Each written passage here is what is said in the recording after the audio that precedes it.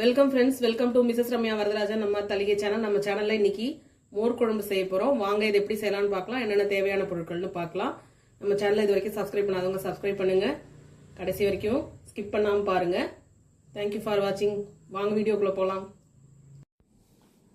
நம்ம இன்னைக்கு மோர் குழம்பு செய்ய போறோம் இல்லையா, அதுக்கு தேவையான பொருட்கள் என்னன்னு பார்த்துக்கலாம். இந்த ஒரு சௌ இதை பாதியை கட் பண்ணி நான் சின்ன சின்னதாக கட் பண்ணி தண்ணியில வேக விட்டுருக்கேன், மஞ்சள் பொடி போட்டு.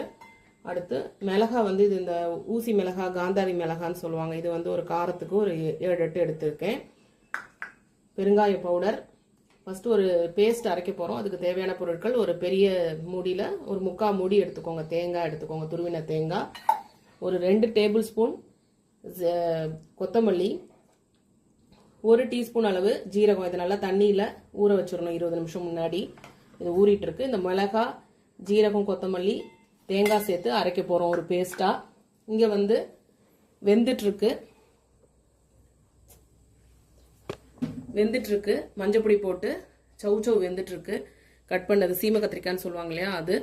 தாளிக்கிறதுக்கு தேங்காய் எண்ணெய், பச்சை தேங்காய் எண்ணெயா விட போறோம். அது உங்களுக்கு தேவையான அளவு நீங்க எடுத்துக்கோங்க. என்னென்ன தாளிக்கிறதுக்கு தேவை அப்படின்னா, கடுகு, காஞ்ச மிளகாய், உளுத்தம்பருப்பு, கருவேப்பிலை, உப்பு தேவையான அளவு, பெருங்காயத்தூள். இது கொதிக்கும் போது போடலாம். இது தயிர், புளிக்காத கெட்டி தயிர் கொஞ்சம் சிலிப்பி மோர் மாதிரி எடுத்துக்கோங்க. இவ்வளவுதான். ஸோ இது வெந்துட்டு இருக்கு. இந்த நேரத்தில் இது நல்லா வேகட்டும். நம்ம அதுக்குள்ள இதெல்லாம் சேர்த்து ஒரு பேஸ்டா அரைச்சிட்டு வந்துடலாம். தேங்காய், ஜீரகம், கொத்தமல்லி, பச்சை மிளகாய் சேர்த்து நான் அரைச்சிட்டு வரேன். அப்புறம் பார்க்கலாம். இது வெந்தோடனே வேலை சீக்கிரம் பண்ணிடலாம். நம்ம அரைச்ச பேஸ்ட் இந்த மாதிரி தான் இருக்கும். இது ரொம்ப நைஸா இல்லாம கொஞ்சம் கோர்ஸா அரைச்சுக்கோங்க, குறப்பா கொஞ்சம். அடுத்து இதை சேர்க்கிறோம். வெந்துருச்சு காயெல்லாம்.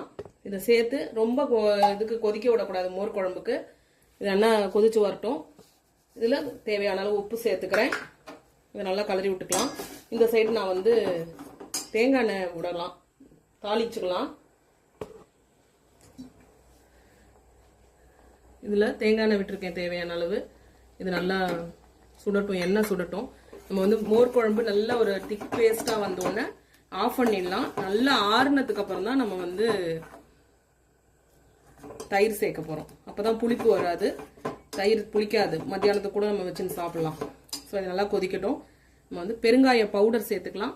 கட்டி பெருங்காயமா இருந்தால் அதுவும் சேர்த்துக்கலாம். நம்ம பெருங்காயம் தான் நல்லா வாசனை கொடுக்கும், அதனால பெருங்காய பவுடர் சேர்த்துக்கலாம். இங்க எண்ணெய் காஞ்சிட்டு இருக்கு. நம்ம அப்புறம் தாளிக்க போறோம். தாளிச்சு வச்சுக்கலாம். கடைசியா தான் நம்ம கொதிச்சு இறக்கும் போது நம்ம தாளிச்சு போதும்.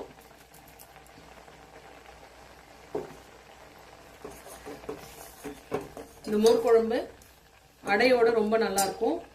சாதம் அதுலயும் பிசிஞ்சு சாப்பிடலாம், கலந்த சாதத்துக்கும் தொட்டுன்னு சாப்பிடலாம். நீங்க செஞ்சு பார்த்துட்டு இது வரைக்கும் இந்த மெத்தட்ல செய்யலை அப்படின்னா நீங்க செஞ்சு பார்த்துட்டு கமெண்ட் பண்ணுங்க. போட்டுக்கலாம்.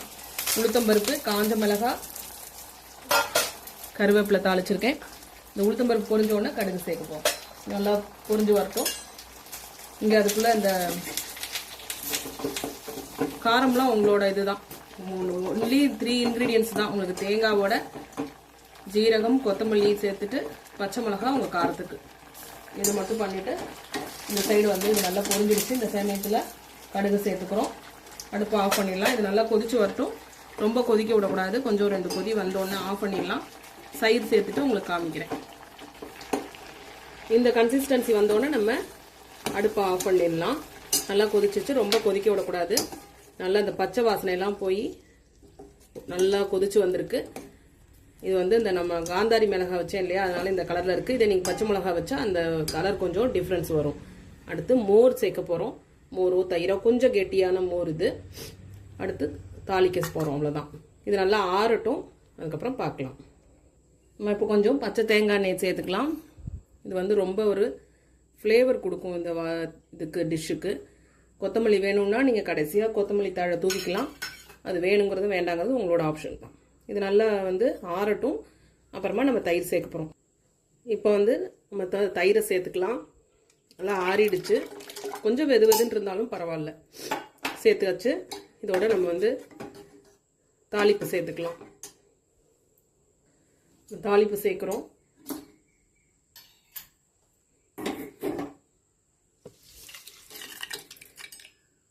வேற ஒரு பாத்திரத்தில் ட்ரான்ஸ்ஃபர் பண்ணி வச்சுருவோம். அவ்வளோதான் நம்மளோட மோர் குழம்பு ரெடி.